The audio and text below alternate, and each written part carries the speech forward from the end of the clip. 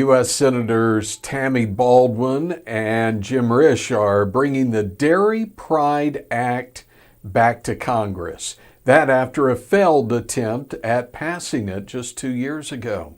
Now, according to dairyreporter.com, the move comes on the heels of the resignation of Scott Gottlieb from the Food and Drug Administration. The act would require non-dairy products made from nuts, seeds, plants, and algae to no longer be labeled with dairy terms such as milk, yogurt, or cheese.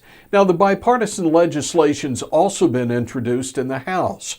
Current FDA regulations define dairy products as being from dairy animals. However, the FDA has not been enforcing that label regulation and has allowed the mislabeling of products. Gottlieb, who was the head of FDA, opened a comment period that has since closed, but it could produce the same outcome.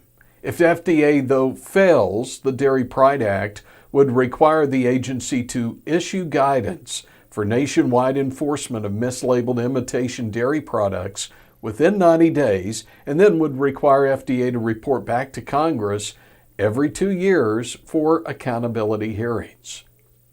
Well, as spring arrives in the northern hemisphere, many Americans are eager to see warmer temperatures. And following heavy snow and flooding in the Midwest and upper plains over the past few weeks, farmers and ranchers wondering when it will end. According to the latest forecast from the Weather Company, an IBM business, northeastern and southeastern, as well as the northwestern U.S., will enjoy a warmer than normal spring, while the plains and southwest are experiencing below normal temperatures. As far as rainfall, it'll skew above normal in most areas except in the northeast and southwest.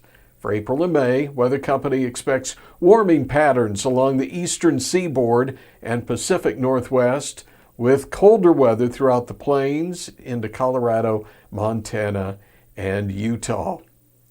Well, renewable generation in the U.S. provided a new record of 742 million megawatt hours of electricity last year. That's nearly double the amount produced just 10 years ago.